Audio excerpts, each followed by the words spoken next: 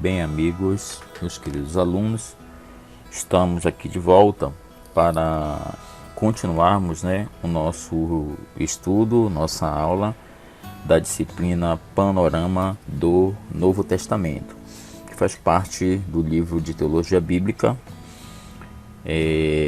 do CETAD, no nosso curso de formação teológica.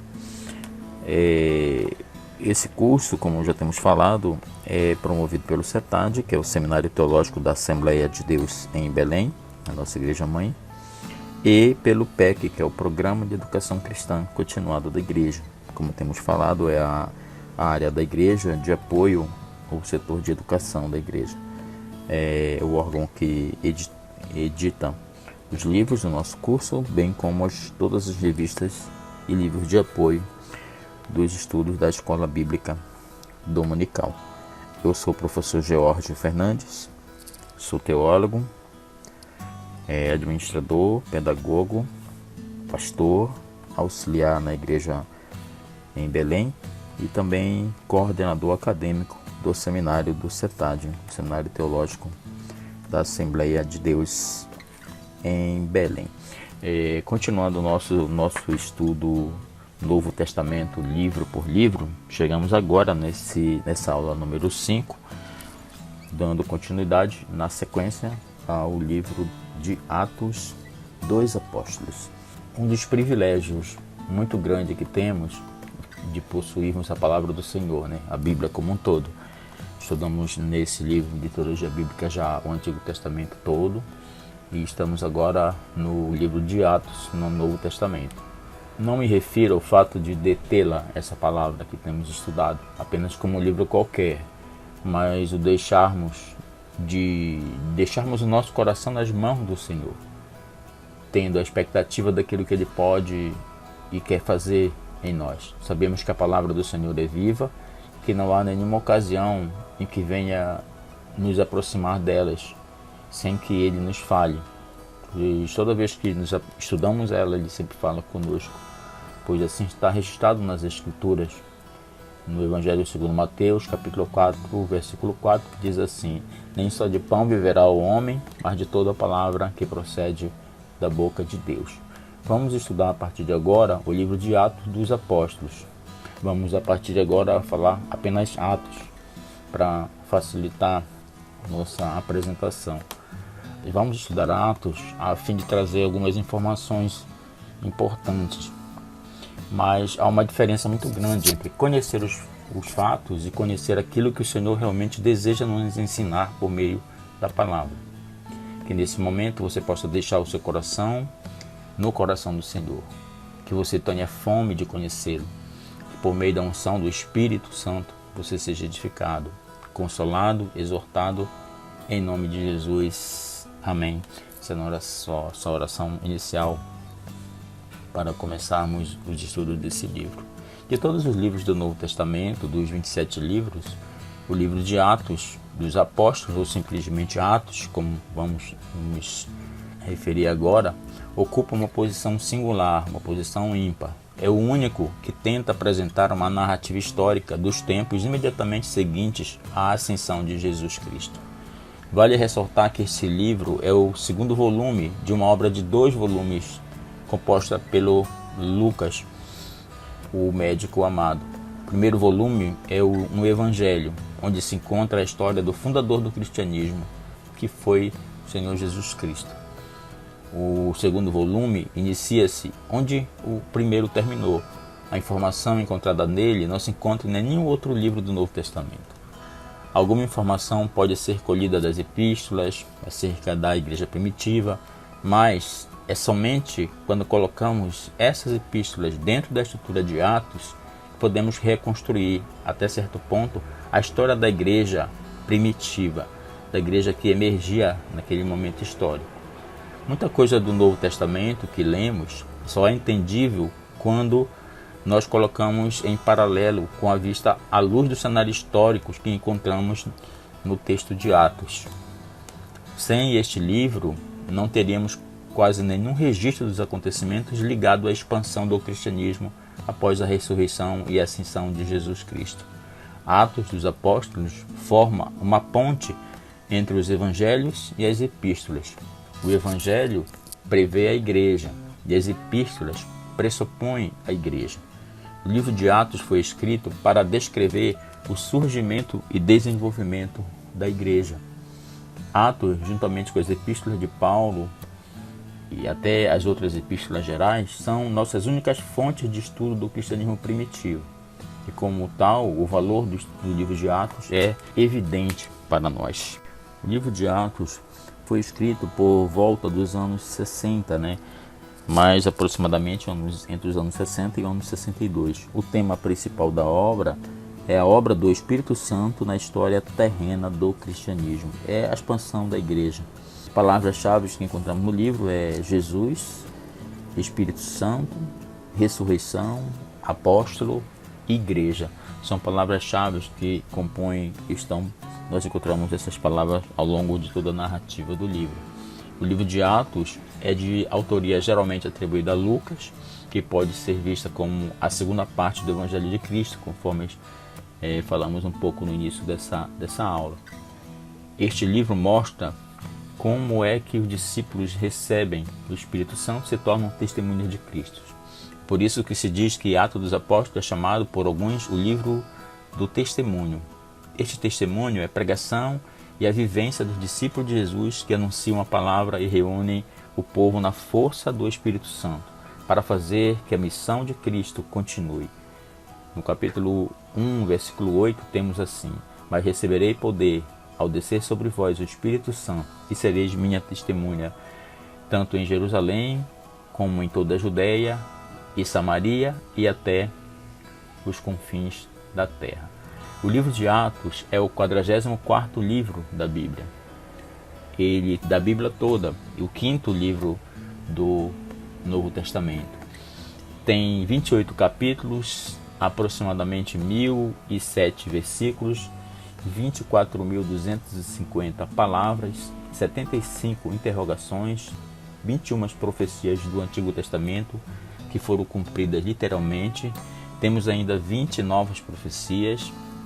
Temos 949 versículos de história, versículos estes que trazem narrativas do Antigo Testamento.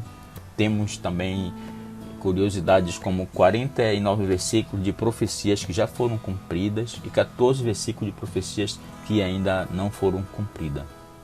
O livro de Atos descreve 30 anos de história, desde a ascensão de Cristo até a expansão do cristianismo. Atos menciona 32 países, 54 cidades, 9 ilhas do Mediterrâneo, e nele encontramos os nomes de cerca de 100 pessoas. O livro foi escrito por Lucas por volta dos anos 60, data estimada em torno de 60 a 62. Lucas não foi um apóstolo de Jesus, ele era um médico. Encontramos no Evangelho de Lucas e no livro de Atos alguns termos médicos, termos esses que profissionais da área da saúde, os médicos, usam no dia a dia, assim como os crentes têm um vocabulário próprio.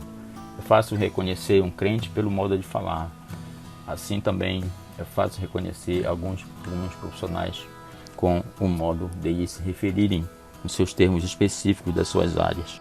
Ao lermos o livro de Atos dos Apóstolos, vemos como o testemunho dos discípulos é a manifestação do Espírito Santo que reúne a igreja no mundo inteiro.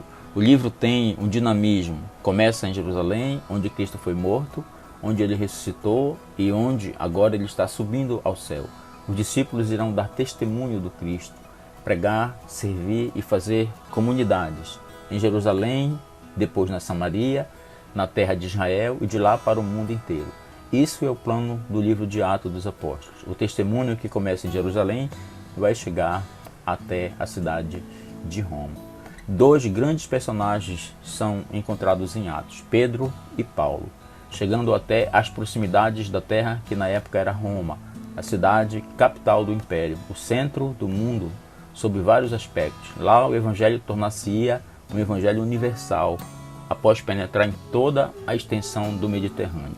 Atos conta a história da origem e da expansão do cristianismo na Judeia, depois na Ásia Menor, no Mediterrâneo e até Roma, que naquela ocasião era os confins da terra. O livro de Atos não menciona especificamente seu autor, mas muitos apontam para Lucas. Há uma similaridade muito grande entre o prólogo de Lucas e o prólogo também de Atos, se referindo ao mesmo destinatário, que era talvez uma pessoa chamada no texto de Teófilo. Lucas, o médico amado, Paulo se refere a Lucas em Colossenses 4:14 como o médico amado. O autor é a mesma pessoa que escreveu o terceiro evangelho, porque no capítulo 1, versículo 1 e 2, ele diz que já havia escrito um primeiro volume e agora estava escrevendo a continuação daquilo que ele havia falado na primeira obra, no primeiro caso. Lucas era muito próximo de Paulo, como indicado pelas passagens deste livro iniciadas por nós. O redator era um homem culto, conforme mostrado no seu estilo literário. Ele tinha uma perspectiva universal e demonstrava interesse por assuntos médicos. Além disso, a tradição da igreja declara constantemente que Lucas é o autor de Atos. Portanto, a dimensão da evidência, tanto textual quanto externa, evidência interna, que é o texto, e evidência externa, outras fontes, sustentam que Lucas seja o autor dessa obra. Data, nós falamos aproximadamente por volta do início da década de 60. Lucas conta a história da igreja antiga dentro da estrutura de detalhes geográficos, políticos e históricos que podiam se encaixar apenas no século I. Por exemplo, Lucas usa títulos de governantes romanos regionais que só alguém vivendo naquela época poderia saber com precisão isso. Isso sugere também que o livro provavelmente tenha sido escrito naquele período de tempo. Além do mais, não há menção da queda de Jerusalém, que aconteceu em 70 depois de Cristo, projetando uma data de autoria anterior a esse evento histórico, que temos falado repetidamente nas aulas anteriores, e também da grande perseguição dos cristãos que houve na época que Nero estava no governo, que começou por volta do ano 64. Portanto, esses fatos históricos da perseguição extrema e da queda de Jerusalém projetam um livro com uma data bem no início da década de 60, talvez do ano 60 ao 62, conforme nós falamos anteriormente de forma resumida, agora estendemos um pouco mais. Portanto, por causa desses fatos históricos e porque o livro não registra a morte de Paulo, apesar de deixá-lo prisioneiro em Roma, pode-se datar a redação de Atos como próxima à prisão do apóstolo naquela cidade por volta do ano 62 depois de Cristo. Contra o conteúdo, Atos é uma sequência da vida de Cristo nos evangelhos. Ele conta o que aconteceu depois da morte e da ascensão de Cristo. Registra Atos a disseminação do cristianismo, da cristandade, de Jerusalém até a capital do império, até Roma. É a iniciação da grande comissão de Jesus para formar discípulos de todas as nações, cumprindo aquilo que Jesus havia predito nas grandes comissões que está em Mateus 28, 18 a 20, em Lucas mesmo, 24, 46. Atos 1:8 é a chave do livro. Esse versículo prediz o derramamento do Espírito Santo e seu poderoso testemunho. Mas as referências geográficas apresentam um simples esboço da narrativa. Em geral, Atos relaciona a expansão do cristianismo passo a passo para o oeste, desde a Palestina até a Itália. O livro, portanto, começa em Jerusalém, nos capítulos de 1 a 7, com Pedro assumindo o papel principal e os judeus como receptores do Evangelho. Depois da morte de Estevão, que aconteceu no capítulo 7 até o 8, a perseguição espalhou-se contra a igreja e os crentes se dispersaram, semeando a semente do Evangelho na Samaria e entre os gentios. Do capítulo 8 até o 12, há o crescimento dessa pregação fora de Jerusalém e percebemos aí nesse período do 8 ao 12 o surgimento de uma grande igreja ali na Síria, na cidade de Antioquia. E durante esse período da história ocorreu também a conversão de Saulo no capítulo 9, um acontecimento de tamanha importância que Lucas inclui 3 vezes ao longo do texto de Atos, as descrições sobre esse fato da conversão de Saulo. O fato real que aconteceu no capítulo 9, novamente depois Paulo repete isso numa pregação no capítulo 22, e depois no capítulo 26 ele volta a falar do seu testemunho diante do rei Agripa sobre a sua conversão. A maior seção de Atos enfoca o desenvolvimento e expansão do ministério gentil comandado por Paulo e seus colaboradores, que vai do capítulo 13 ao capítulo 28, que registra a fundação das igrejas ao longo das 3 viagens missionárias de Paulo, mais a viagem de Paulo para Roma, para ser preso. O livro termina com a chegada de Paulo a Roma, capital do império e representante do final da terra, ou seja, dos confins da terra, né? Representando aquilo que estava inserido na comissão recebida lá no início, onde ele diz que a palavra de Deus deveria ser pregada até os confins da terra, que está no capítulo 1, versículo 8. O livro termina de forma abrupta, de uma maneira um tanto diferente, pois tudo indicava que Lucas tinha atualizado o assunto e não havia mais o que escrever. Então, de repente, a gente termina a narrativa deixando em aberto. O livro não tem um epílogo, que é um final da narrativa, um final da história, né? Deixa em aberto, como se o livro fosse o Espírito Santo ainda estivesse agindo no seio da igreja para que a igreja crescesse, e não estava fechado o livro, deixando o próprio autor, que era o Espírito Santo. Interessante que alguns comentaristas chamam Atos, porque Atos, na verdade, do capítulo 1 ao 12, tem como evidência o personagem Pedro, a vida de Pedro. Do capítulo 13 ao 28, ele se detém em Paulo. Então, Atos 2, apóstolo, não parece ser um nome ideal, né? Porque apenas fala de Paulo, de Pedro e Paulo, e não tem outros apóstolos. Então há alguns que dizem que ficaria mais correto colocar um título de Livro de Atos do Espírito Santo, porque em todo o livro aparece a presença do Espírito Santo conduzindo a igreja na sua expansão, abrindo comunidades, abrindo portas, usando o apóstolo Paulo como difusor dessa mensagem. O esboço do livro tem o prólogo inicial, que vai falar sobre a promessa do Espírito, a ascensão de Cristo, o encontro do cenáculo, o derramamento do Espírito. Então a primeira parte vai de Pedro, o ministério da igreja judaica em Jerusalém, vai do 1 ao 15, fala da seleção de Matias, a descida do Espírito Santo, cura do coxo no capítulo 3, a autoridade apostólica na igreja antiga, capítulo 4, o ministério de Estevão, no capítulo 7, o seu martírio, primeiro ministério para os samaritanos, a expansão através de Pedro, pregação em Samaria, pregação de Filipe em Samaria, capítulo 9, a conversão de Saulo, capítulo 9, a Indenese e Dorcas são curados, história de Cornélio no capítulo 10, que foi batizado com o Espírito Santo. Pedro então defende o testemunho para os gentios. A segunda parte vai do capítulo 12, que começa a expansão. Pela primeira vez os discípulos são chamados de cristãos, porque seguem a Cristo. Também tem a fuga milagrosa da prisão de Paulo, que é liberto por um anjo. Depois capítulo 13, a primeira viagem missionária.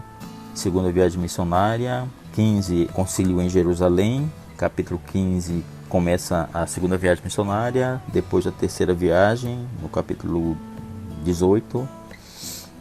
E do capítulo 21, começa a viagem para Roma. E no 28 encerra com a chegada de Paulo a Roma. O propósito do livro, a chave para o objetivo de Atos, está no primeiro versículo, em que Lucas implica que o livro é uma continuação do Evangelho de Lucas. O Evangelho diz que Jesus começou não só a fazer, mas a ensinar. E Atos relata o que o Senhor ressuscitado continua a fazer e ensinar através agora do Espírito Santo, do Consolador que ele havia de mandar para a igreja. Então é mais ou menos essa aqui a visão geral do livro de Atos. Eu vou destacar algumas particularidades do livro interessante, que o livro de Atos narra um excepcional crescimento da igreja. Em Atos 2,41 diz que quase 3.000 pessoas haviam se convertido. Em Atos 4:32 já fala de multidões dos que creram. Depois o texto diz que crescia mais e mais a multidão, contando agora homens e mulheres. O crescimento é tal, já se fala a partir daí em cidades inteiras sendo alcançadas. Atos também dá uma ênfase às mulheres. Atos 1:14 fala de mulheres e a mãe de Jesus em oração. E Tabita é ressuscitada no capítulo 9. Capítulo 12 destaca a alegria de Rode, a criada na casa de Cornélio. Depois fala de Lídia, no capítulo 16, a primeira mulher convertida através da casa de Lídia, que começa a pregação em Filipos, na igreja de Filipos, a entrada do evangelho na Europa.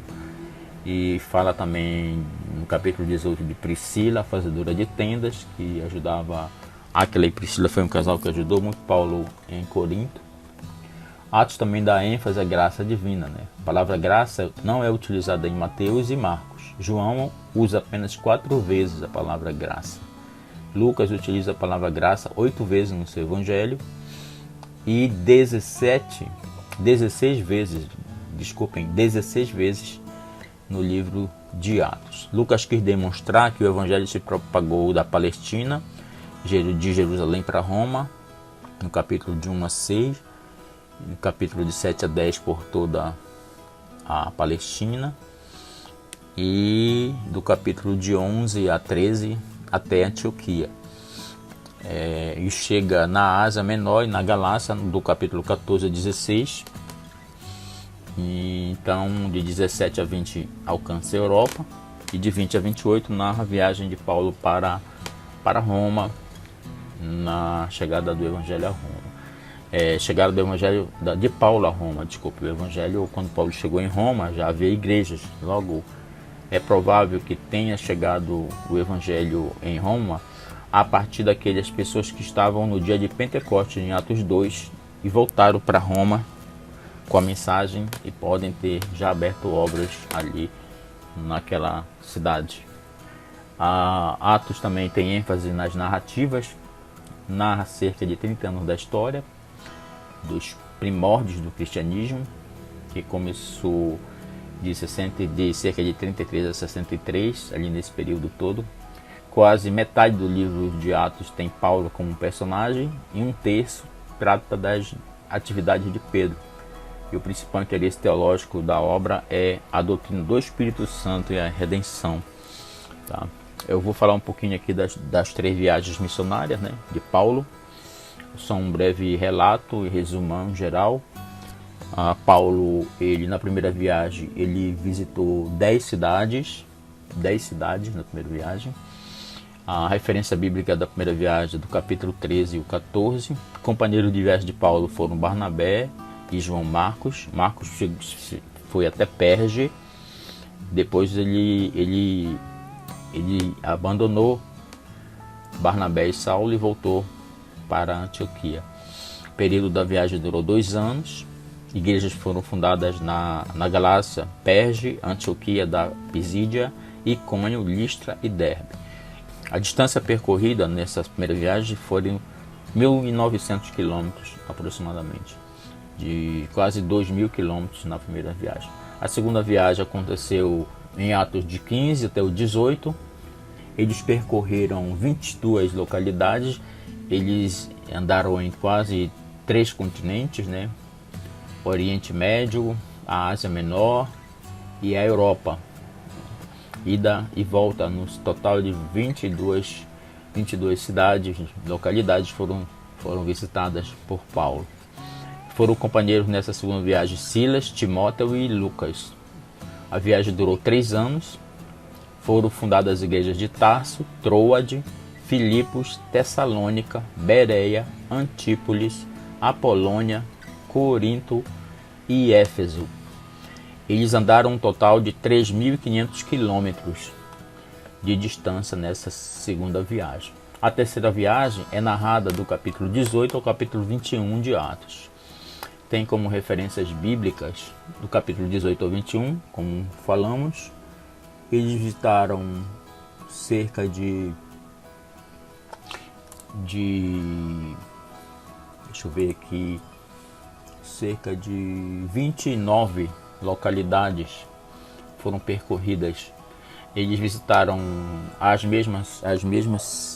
basicamente as mesmas cidades visitadas na segunda viagem. Nessa terceira eles revisitaram as cidades e outros foram incluídos no roteiro, outras localidades também, por isso deu esse total de cidades. Um resumão da terceira viagem: Paulo teve como companheiros nessa viagem Timóteo, Tito, Gaio, Aristarco, Epáfras. Durou 5 anos a terceira viagem. Foram fundadas as igrejas de Esmina, Pérgamo e Mileto. Viajaram um total de 4.420 quilômetros de distância. Lembrando que essas viagens eram percorridas de navio, por isso muitas delas duraram anos, por causa de que não havia navio de passageiros naquela época para ir de cidade para cidade. Então Paulo às vezes ficou, por exemplo, 2 anos em Éfeso, 1 ano e meio em Corinto. Então ele ficava esperando ali, pregando, plantando igrejas, e também eles ficavam esperando às vezes um navio, que eram apenas navios cargueiros, não tinha navio de passageiros. Então é navio de carga que ia de uma cidade que ele estava para o outro local que ele queria ir. Ele ficava esperando os navios para pegar. E a parte terrestre ele andava a pés mesmo, né? Ou com animais. A última viagem não foi uma viagem missionária, foi uma viagem que Paulo foi conduzido de Cesareia para Roma, para ser ouvido pelo imperador, para ser julgado pelo imperador. Nessa viagem de Paulo de Jerusalém, ele foi para Antípatris, depois Cesareia, Sidom, Mirra. Ele andou ainda em 7 lugares até chegar em Roma. A viagem está descrita no capítulo 27 e 28 do livro de Atos dos Apóstolos. O período dessa viagem durou 5 anos. A quilometragem total foi de 3.240 quilômetros. Como eu falei, era uma viagem de Jerusalém para Roma, mas ele foi aportando em algumas localidades e passava alguns períodos, né, nessas cidades para poder encontrar um navio que o levasse em suas viagens. Então, a primeira viagem foram fundadas 5 igrejas, na segunda viagem 9 igrejas, na terceira viagem 3 igrejas, formando um total de 17 igrejas plantadas. E é claro que essas igrejas eram polos dessas igrejas, outras igrejas surgiram por lá, aos arredores dessas igrejas. Com o surgimento das viagens de Paulo, surgiram igrejas na Ásia e na Europa, e com elas aparecem as epístolas, que ocupam 1/3 do Novo Testamento. E o cristianismo se tornou universal. Atos, portanto, é a receita de missões e de todas as atividades de um missionário. Por estas razões, de todos os livros da Bíblia, Atos é considerado um livro missionário, o livro de missões, que motiva e estimula o crescimento e a plantação de igrejas. Poderíamos também dizer e afirmar que Atos seria um 5º evangelho, né? Vou fazer apenas um comentário ilustrativo do que eu estou falando. Os 4 evangelhos do Novo Testamento, que são Mateus, Marcos, Lucas e João, que já estudamos, trazem a boa notícia da vida e obra do nosso Senhor Jesus Cristo. Já o livro de Atos dos Apóstolos foi considerado por muitos estudiosos durante a história da igreja o evangelho do Espírito Santo, por isso o 5º evangelho. Teofilacto, um teólogo daquela época, dizia assim: os evangelhos apresentam os feitos do Filho, ao passo que os Atos dos Apóstolos descrevem os feitos do Espírito Santo. De fato, o livro dos Atos narra a expansão da igreja, mas dando enfoque à ação do Espírito Santo, que conduz, desde o dia de Pentecoste, o crescimento acelerado da igreja. Podemos dizer que o Ato dos Apóstolos nos apresenta tudo o que os apóstolos fizeram sobre a graça do Espírito Santo, mostrando na prática a promessa de Jesus, que disse assim em João 14:26: o advogado e o Espírito Santo que o Pai vai enviar em meu nome, ele ensinará a vocês todas as coisas e fará vocês lembrarem de tudo que eu disse. Ele enviaria o Consolador, o Paracleto, para eles, naquela promessa de Jesus no Evangelho de João. Então eu diria, Atos hoje, o Espírito Santo hoje não é menos poderoso do que foi nos 2000 anos atrás, quando ele, através do livro de Atos, houve a expansão da igreja. O amor do Senhor não mudou. O que vemos no livro de Atos precisa permanecer no nosso coração. Precisamos ser protagonistas, tendo a certeza de que Deus tem um propósito para cada um de nós. Precisamos ser cheios do Espírito Santo e vivemos totalmente comprometidos com Ele, com Sua palavra. O livro de Atos é a declaração seguinte para as pessoas: Jesus está vivo, o resto é adorno, a missão continua, é Atos hoje. O avanço do Evangelho depende de todos nós. Cumpra o seu papel, porque amanhã pode ser tarde demais. As pessoas precisam ouvir a mensagem de Deus. Vamos fazer aqui agora uma apresentação da aplicação pessoal desse livro para nossas vidas, para a igreja de hoje. É um livro muito extenso, mas estamos tentando sintetizar no mais breve possível para que vocês possam ter essa visão panorâmica desse livro. Aplicação pessoal. Atos é um registro da prática do cristianismo sob o poder do Espírito Santo. Ensina os crentes a viver juntos em um companheirismo cristão significativo, compartilhando livremente um com o outro. Capítulo 2, versículo 42, capítulo 4, versículo 32 do livro de você pode conferir isso. Contrariamente, Atos também mostra que inevitavelmente a cristandade ou os cristãos teriam desentendimento entre si. No capítulo 6, no capítulo 15, no capítulo 11 também você vai ver desentendimento entre alguns líderes, mas que a igreja seguiu em frente, seguiu seu rumo. Deus dá sabedoria e graça para acalmar as diferenças. No capítulo 15, nós vemos isso. Após esses conflitos todos, houve a unidade através da pessoa de Cristo. Apesar de a igreja antiga ter tido sua cota de personalidades fortes, ainda havia uma disposição para ouvir e entregar-se um ao outro.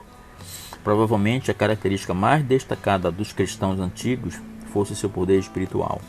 Eles jejuavam e oravam ardentemente, e sua fé libertava o poder milagroso de Deus. Atos mostra pessoas comuns fazendo coisas extraordinárias. Os sinais seguiam aqueles que acreditavam, aqueles que creram. Isso você confirma no Evangelho segundo Marcos, capítulo 16, no final do Evangelho, que diz que sinais milagrosos acompanhariam os que crerem. Essa foi uma visão panorâmica do livro de Atos. Passamos agora para entrarmos nas epístolas, começando pelas epístolas paulinas, na carta de Paulo aos Romanos. Entrando nos estudos da carta de Paulo aos Romanos, aos crentes que se reuniam em Roma. O tema da carta principal é a justiça de Deus e o Evangelho de Cristo. Palavras-chave: justiça, fé, justificação, lei e graça. O nome dessa epístola provém dos destinatários originais, os membros da igreja de Roma, capital do Império Romano, conforme ele fala na própria epístola, no capítulo 1, versículo 7. Nós estamos entrando agora, queridos, nessa fase das 13 cartas de Paulo, nas cartas paulinas. Eu queria fazer um breve relato da vida de Paulo, registrado ao longo do seu ministério, principalmente no livro de Atos e em algumas epístolas que ele escreveu, para a gente ter uma visão da vida dele, da obra dele. Isso vai ser útil para as outras aulas que teremos adiante de todas as outras epístolas dele. Vamos falar a respeito do autor, da vida do apóstolo Paulo, e a data provável da escrita dessa carta. Ninguém contesta que foi Paulo quem escreveu Romanos. Assim como seu homônimo, o primeiro rei de Israel, Saul era o nome de Paulo em hebraico, e Paulo era o seu nome em grego. Paulo era da tribo de Benjamim, conforme Filipenses 3:5, era também um cidadão romano, Atos 16, em Atos 22 ele diz isso.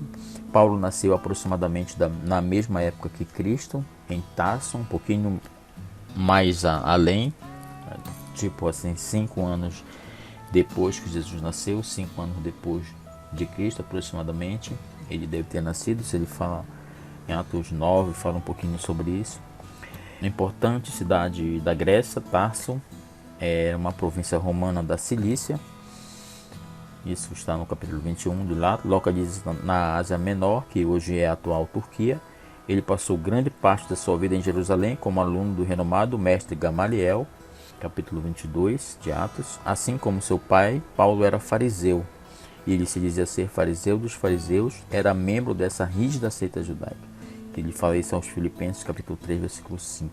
Milagrosamente foi convertido quando estava a caminho de Damasco, por volta do ano 33, 34, para prender os cristãos dessa cidade.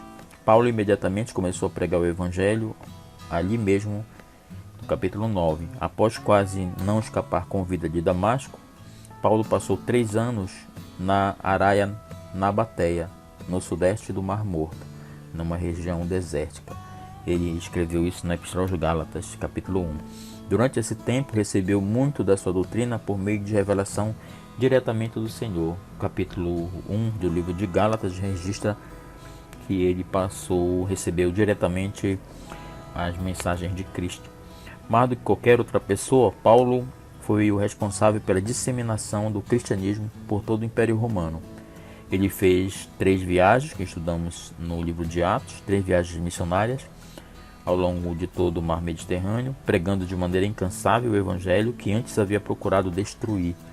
Em Atos 26, ele diz que ele entrava nas casas e prendia, e muitos foram mortos com seu consentimento. Inclusive Estevão foi um dos mártires que Paulo consentiu o apedrejamento.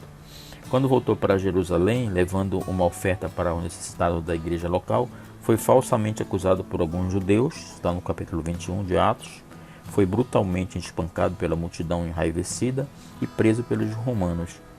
Embora 2 governantes romanos, Félix e Festo, bem como Herodes Agripa, não o tivessem considerado culpado de crime algum, a pressão exercida pelos líderes judeus fez com que Paulo fosse mantido sob guarda policial romana.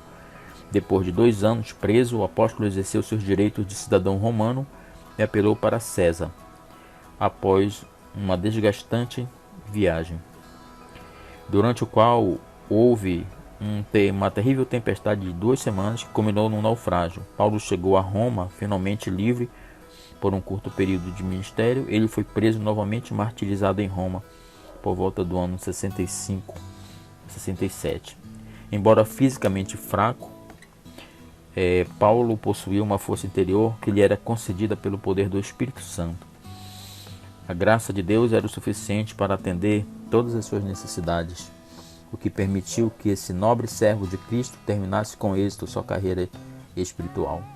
Como ele mesmo se despediu em 2 Timóteo 4:2, que a coroa da justiça estaria reservada para ele.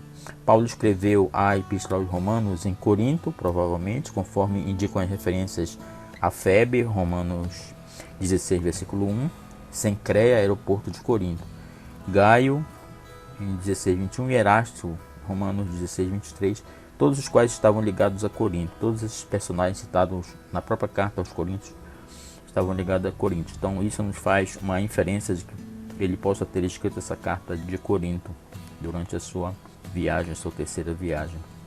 O apóstolo escreveu a carta perto do fim dessa terceira viagem, provavelmente no ano 56 depois de Cristo, quando se preparava para partir para a Palestina com uma oferta para os pobres cristãos da igreja de Jerusalém, escrito isso em Romanos 15:25. Febe recebeu a importante responsabilidade de entregar essa carta aos cristãos de Roma. Roma era a capital e a cidade mais importante do império naquela época. Foi fundada em 753 a.C., porém não é mencionada na escritura até os tempos do Novo Testamento. É localizada às margens do rio Tigre, a 25 quilômetros do mar Mediterrâneo, até que outro porto artificial fosse construído próximo à cidade. Nos dias de Paulo, a população da cidade era de mais de 1 milhão de pessoas, a maioria de escravos. Roma ostentava suntuosas construções, como o Palácio do Imperador e o Estádio Circos Romanos e o Fórum, mas sua beleza era desfigurada pelos bairros miseráveis, as favelas, nos quais muitos viviam. De acordo com a tradição, Paulo foi martirizado fora de Roma, na Vila Ostia, durante o reinado de Nero, por volta do ano 64 a 68. É provável que a igreja de Roma tenha sido fundada por alguns dos convertidos no dia de Pentecostes. Conforme Atos 2:10, diz que havia romanos naquele dia ali em Jerusalém. Há muito tempo Paulo sonhava visitar a igreja de Roma, mas foi impedido de fazê-lo. Capítulo 1, versículo 13 de Romanos. Pela providência de Deus, a impossibilidade de Paulo de visitar Roma deu ao mundo essa obra-prima da doutrina do Evangelho.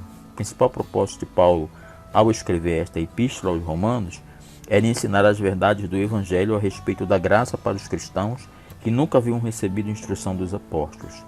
A carta também o apresenta à igreja em que ele nunca havia estado pessoalmente, mas esperava visitá-los em breve por diversas razões. Primeiro, edificar os cristãos, pregar o Evangelho e conhecer os cristãos romanos, pois assim eles poderiam encorajá-lo, orar melhor por eles e ajudá-los com o ministério que ele planejava desenvolver na Espanha. Tudo isso está registrado na carta.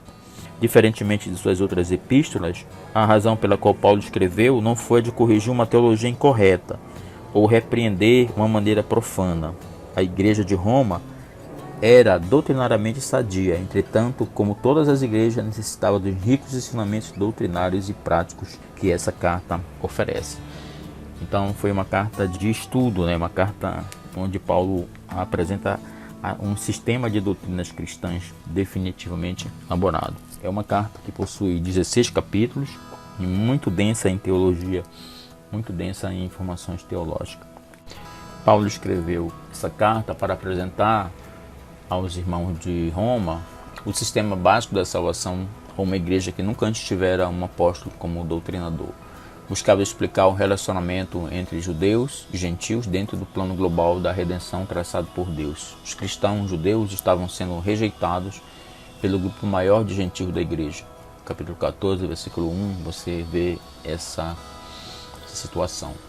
Também pelo fato de aqueles ainda se sentirem constrangidos a observar as leis alimentares e os dias sagrados que estavam sendo ensinados ali. É a carta mais sistemática de Paulo, seu estilo é mais de que um esmerado de ensaio teológico, é mais um livro de teologia sistemática, de soteriologia, um ensaio teológico mesmo, do que uma carta, do que uma missiva, do que apenas mensagens de exortação ou de coisa parecida. É uma carta que realça a doutrina cristã, pressiona a quantidade e a importância dos temas teológicos tratados na carta por Paulo. Trata da salvação, a graça, a fé, a retidão, a justificação, a santificação, a redenção, a morte e a ressurreição. É uma solicitude profunda por Israel. Paulo escreve a respeito da condição presente do povo, do seu relacionamento com os gentios e da sua salvação final. Paulo esboçou de modo metódico e sistemático o significado fundamental da salvação em Jesus Cristo, que é os alicerces do cristianismo. Romanos é um tratado teológico sistemático sobre os temas centrais de um documento missionário que aplica esses temas e questões práticas da igreja para aqueles crentes que estavam em Roma. Então, em vista de seus planos pessoais, Paulo escreveu para apresentar a uma igreja que nunca tinha visitado. Ao mesmo tempo, ele apresentou uma declaração completa ordenada dos princípios fundamentais do Evangelho, a qual ele pregava de forma bastante sistemática. Algumas características de Romanos é comumente considerada a maior exposição da doutrina cristã em qualquer parte das Escrituras. Contém um desenvolvimento ordenado e lógico das profundas verdades teológicas, está repleto de grandes temas de redenção, culpa, incapacidade de merecer favores de Deus, a morte redentora de Cristo, o livre dom da salvação para ser recebida apenas pela fé. Como Paulo não tinha visitado Roma, a epístola então não trata de problemas locais específicos, porque não foi informado de nada, ele não conhecia. Então ele não tratou temas que ele havia tratado nas outras cartas, nas demais cartas. Ele se preocupou mais com a formação teológica da fé daquele povo, mas também contém ensinamentos gerais aplicáveis a todos os cristãos de todos os tempos. Através de toda a história da igreja, na explicação de Romanos, tem animado muitos avivamentos, quando as pessoas têm se tornado conscientes da magnificência de Deus e de sua graça para conosco. Um breve panorama do conteúdo. O tema doutrinal global de Paulo procura demonstrar que Deus é justo, apesar de tudo que acontece nesse mundo. Mesmo que todos os seres humanos sejam pecadores, Deus é justo e aplica a sua justiça. Capítulo 1 ao capítulo 3. Mesmo que Deus não puna, mas perdoe os pecados dos culpados, do 3 ao 5. Mesmo que os crentes possam não viver completamente de uma maneira coerente com a justiça de Deus, Deus ainda assim está com eles, do capítulo 6 ao capítulo 8. Mesmo que os crentes sofram a redenção final de forma tardia, mesmo que muitos judeus não creiam, capítulo 9 e 11, ainda assim Deus é perfeitamente justo e nos perdoou através da sua graça. Devido a essa grande misericórdia de Deus, de um Deus tão justo, devemos seguir um modelo de vida coerente com a própria justiça de Deus. Isso aí ele vai abordar do capítulo 12 ao capítulo 16. Uma obra fascinante que você deve se debruçar a ela para ler com toda a devoção, com toda a direção do Espírito Santo. A aplicação pessoal da carta aos Romanos é que a carta de Romanos nos ensina que não devemos confiar em nós mesmos para a salvação, mas em Cristo. Isso, do capítulo 1 ao capítulo 5, Paulo aborda esse tema. Também diz que devemos imitar a fé de Abraão, que tinha no capítulo 4, ser pacientes em momentos difíceis, capítulo 5, e regozijar em nossa representação por Cristo, crescer na morte diária do pecado em nossas vidas, caminhar de acordo com o Espírito Santo em todos os momentos, ter esperança na glória futura e confiar que Deus trará o bem para o sofrimento presente, orar e proclamar o Evangelho aos perdidos, nesse caso aí da epístola especialmente aos judeus, e louvar a Deus por sua grande sabedoria no plano da salvação. Especialmente nos capítulos 12 a 15, a epístola fornece muitas aplicações específicas para a vida, mostrando como o Evangelho prepara em prática tanto na igreja como no mundo. Por fim, podemos até aprender e imitar o profundo cuidado pessoal de Paulo aos muitos crentes individuais. Conforme no capítulo 6, ele começa a citar nominalmente uma série de pessoas que ele nem conhecia pessoalmente, mas ele citava ali naquelas cartas que ele já havia escrito, e começa a falar de várias pessoas que se reuniam como igreja nas casas, um de cada um. Então essa é a mensagem que nós tínhamos de Romanos para fazer esse breve comentário. Vamos agora iniciar nossos estudos na primeira epístola de Paulo aos Coríntios. Para a gente entender o contexto dessa igreja, é bom nós falarmos um pouco a respeito do contexto, do pano de fundo dessa igreja, como aconteceu o contato de Paulo com essa comunidade. Falando sobre a epístola, ela foi escrita por volta do ano 56 depois de Cristo e tem como tema a solução de problemas doutrinários e práticos da igreja e crescimento de uma igreja em Cristo. Serve para a igreja de Corinto, que é uma carta dirigida àquela igreja, mas ela se aplica aos dias de hoje, às igrejas locais nos dias de hoje. As palavras-chave que envolvem o texto é a cruz, pecados sexuais, dons espirituais, amor e ressurreição. A carta recebeu o nome da cidade de Corinto, onde estava localizada a igreja para a qual ela foi escrita. Com exceção das epístolas pessoais dirigidas a Timóteo, Tito e Filemão, todas as cartas de Paulo levam o nome da cidade onde se encontrava a igreja a qual a epístola foi endereçada. Então a carta foi destinada à igreja de Corinto, que era uma cidade no sul da Grécia, que na época tinha cerca de 650 mil habitantes, sendo 250 mil livres e 400 mil escravos. Corinto tinha 2 portos de navegação e era considerada a principal cidade da Grécia através de um comércio internacional muito ativo por terra e mar. Era um ponto estratégico para viajantes e comerciantes. Era ainda uma cidade cultural, pois muitos habitantes interessavam-se pela filosofia grega e estimavam a sabedoria. Corinto também era conhecida pela religião, onde havia 12 templos pelo menos, destacando-se o templo de Afrodite, deusa do amor, cuja adoração se resumia a atos de prostituição religiosa. Existiam no templo de Afrodite as prostitutas cultuais, que raspavam a cabeça, e assim era o costume daquela época. O templo de Asclépio, deus da medicina, e o templo de Apolo, deus da vingança, também eram grandes templos religiosos pagãos da Grécia Antiga, que era bastante frequentado naquela cidade. Corinto era amplamente conhecida pela imoralidade pública, patrocinada pelo imenso movimento de uma cidade portuária e comercial. A adoração a Afrodite promovia a prostituição em nome da religião, ao ponto de 1000 prostitutas sagradas servirem em seu templo. A fama de Corinto era tão imoral que chegou a ponto de dar origem ao verbo grego korintiazonai, que significa praticar imoralidade sexual, ou seja, levar uma vida de devassa, fazendo Corinto se relacionar a tudo que era pecaminoso em tempos de impureza e sensualidade.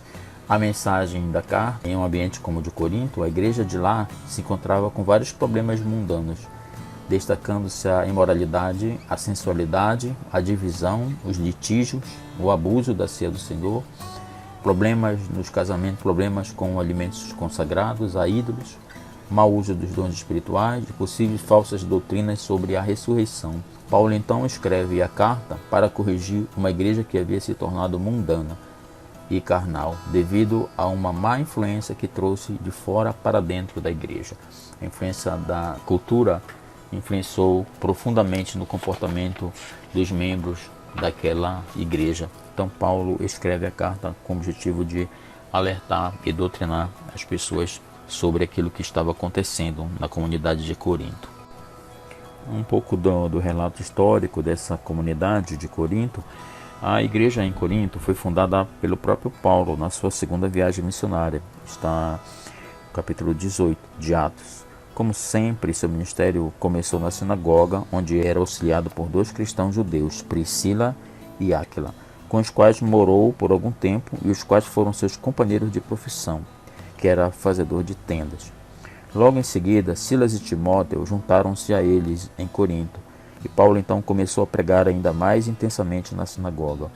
Quando a maioria dos judeus resistia ao evangelho, ele então deixou a sinagoga, mas não antes que Crispo, o principal da sinagoga, sua família e muitos outros coríntios tivessem se convertido. Após ministrar em Corinto por mais de 1 ano e meio, Paulo foi levado diante de um tribunal romano por alguns líderes judeus. Como as acusações eram estritamente religiosas e não civis, o procônsul Gálio as rejeitou. Logo depois, Paulo levou Priscila e Áquila com ele para Éfeso. De lá eles voltaram para Israel.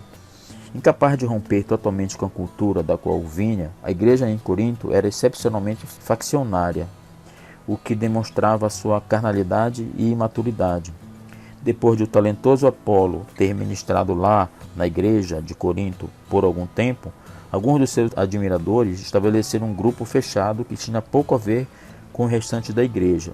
Um outro grupo fiel a Paulo desenvolveu-se também, e mais ainda um outro grupo declarava lealdade a Pedro, Cefas, e ainda um outro a Cristo somente. O problema mais sério da igreja, mesmo com toda essa divisão, o problema mais sério da igreja de Corinto era o mundanismo, uma relutância em se separar da cultura que os rodeava.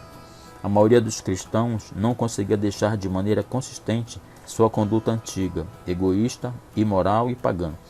Foi necessário que Paulo então escrevesse a eles para corrigir isso, bem como ordenar aos cristãos fiéis que não somente rompesse a comunhão com os membros desobedientes e não arrependidos, mas também os expulsasse da igreja. Está no capítulo 5, de 9 a 13, da primeira carta aos Coríntios. Antes de escrever essa carta inspirada, Paulo havia escrito uma outra para a igreja, a qual também era de natureza corretiva, mas uma cópia dessa carta não foi encontrada. Ela tem sido citada como a Epístola Perdida. Houve uma outra carta não canônica, depois de 1 Coríntios, denominada geralmente de a Carta Rigorosa. Está citada em Atos, em 2 Coríntios 2:4. Essa carta que Paulo escreveu antes da primeira é citada em 1 Coríntios 5:9. Portanto, é aquela questão que falamos lá no início, na introdução, que Paulo poderia ter escrito mais cartas do que está nas nossas Bíblias, né? Mas essas cartas não foram encontradas, são chamadas de Epístola Perdida. Há alguns temas históricos e teológicos que aconteciam naquela igreja em Corinto. Embora o principal objetivo dessa epístola seja a correção do comportamento e não da doutrina, Paulo dá ensinamentos elementares sobre muitas doutrinas diretamente relacionadas às questões do pecado e justiça. De uma maneira ou de outra, viver de maneira errada sempre deriva da crença errada. Os pecados sexuais, por exemplo, incluindo o divórcio, estão de maneira inevitável relacionados com a desobediência ao plano de Deus para o casamento e a família. Capítulo 7 da carta aos Coríntios, da primeira carta aos Coríntios, fala sobre esse assunto. A adoração adequada é determinada por algumas coisas, como o reconhecimento do caráter santo, a identidade espiritual da igreja e a participação pura na ceia do Senhor. Isso Paulo registra no capítulo 11 e no capítulo 12. Não é possível que a igreja seja edificada fiel e efetivamente sem que os cristãos entendam e exercitem seus dons espirituais. Do capítulo 12 ao 14, Paulo fala da importância dos dons e como eles devem ser utilizados na igreja. A importância da doutrina da ressurreição é clara, não pode ser superestimada, pois se não há ressurreição dos mortos, então Cristo não ressuscitou. E se Cristo não ressuscitou, então é vã a pregação e é vã a fé. Isso está na primeira carta aos Coríntios, capítulo 15. Além de todos esses temas, Paulo trata brevemente a respeito do julgamento de Deus dos cristãos e o correto entendimento do qual produzirá os motivos corretos para uma vida piedosa, uma vida santa. O correto entendimento dos ídolos e dos falsos deuses em geral deveria ajudar os coríntios imaturos a pensar de modo maduro a respeito de certas coisas, como comer carne que havia sido sacrificada a ídolos e outras coisas que aconteciam naquela comunidade. O correto entendimento e a expressão do amor genuíno e piedoso era obrigatório para o uso adequado dos dons e mesmo com o correto conhecimento a respeito de todas as coisas de Deus. Assim, Paulo trata da cruz, da sabedoria divina, da sabedoria humana, da obra do Espírito Santo, quanto à iluminação, da carnalidade, das recompensas eternas, da transformação da salvação, da santificação, da natureza de Cristo, da união com Ele, do papel sagrado da mulher, do casamento, do divórcio, do batismo, da habitação, do dom do Espírito, a unidade da igreja no seu corpo, da teologia do amor, da doutrina da ressurreição.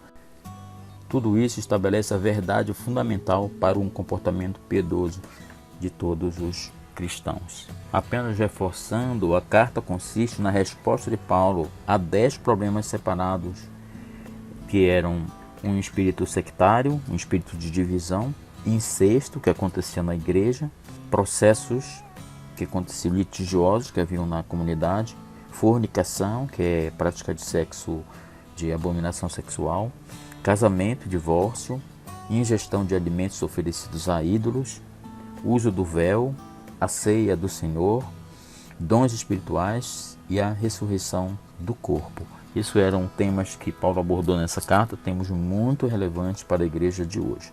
Vamos agora para encerrar nossa aula na nossa aplicação pessoal daquilo que estudamos nessa carta de Paulo aos Coríntios. Aplicação pessoal. Nenhuma epístola do Novo Testamento oferece um discernimento tão claro da vida da igreja no século I quanto a primeira carta aos Coríntios.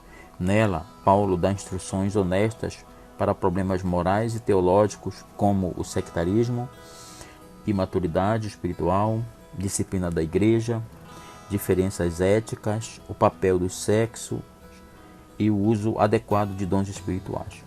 Onde estes problemas existem na igreja moderna, a solução são as mesmas. Aqueles de igrejas não pentecostais ou não carismáticas podem receber um novo desafio da vitalidade e dons espirituais evidentes na igreja de Corinto e podem deixar de lado os tradicionais preconceitos contra estas coisas. Aqueles de igrejas pentecostais e carismáticos, em que a adoração é menos estruturada e os dons espirituais são proeminentes, podem reexaminar suas próprias práticas à luz das diretrizes de Paulo, para que os serviços da congregação sejam equilibrados e que sejam coerentes. As manifestações ou os dons do Espírito formam as passagens mais conhecidas sobre o Espírito Santo, do capítulos 12 até o 14. Mas não devemos fazer vista grossa ao papel do Espírito Santo em revelar as coisas de Deus ao espírito humano, de uma maneira que impede todas as bases para o orgulho. Talvez o mais iluminador entre o debate atual da igreja em geral seja, a maneira como o apóstolo Paulo direciona os coríntios ao equilibrado emprego do falar línguas e de todos os dons, afirmando essa prática e recusando qualquer direito de proibi-la. Está no capítulo 14. Então, não é pelo excesso, mas pelo equilíbrio que nós poderemos dar o nosso testemunho como pentecostais, de uma igreja reavivada, de uma igreja cheia da presença e do poder de Deus, através das manifestações de todos os dons espirituais da igreja, que não cessaram, como atribuem os cessalistas, mas há aqueles que acreditam na continuidade dos dons, os mesmos dons que se manifestavam à igreja em Corinto, eles se manifestam no dia de hoje. Precisamos apenas seguir as orientações que Paulo faz àquela igreja, capítulo 12 até o 14 da sua primeira carta, que serve completamente para as nossas igrejas de hoje. Essa é a nossa aula de hoje, dessa parte que estudamos hoje o livro de Atos, as cartas de Paulo aos Romanos e a carta de Paulo ao 1 Coríntios. Nós vamos encerrando por aqui. Na próxima aula, na aula de número 6, se eu não me engano, nós vamos já dar continuidade às demais cartas paulinas, as demais escritos de Paulo, continuando o que estamos fazendo. Deus abençoe suas vidas, que Deus possa iluminar os entendimentos de vocês para ampliarem mais ainda o conhecimento de vocês, estudando em várias outras fontes, como Bíblias de estudos, comentários bíblicos, a Bíblia em si, e que vocês possam verdadeiramente crescer no conhecimento da palavra. Deus abençoe a todos, é a nossa oração, em nome de Jesus. Amém.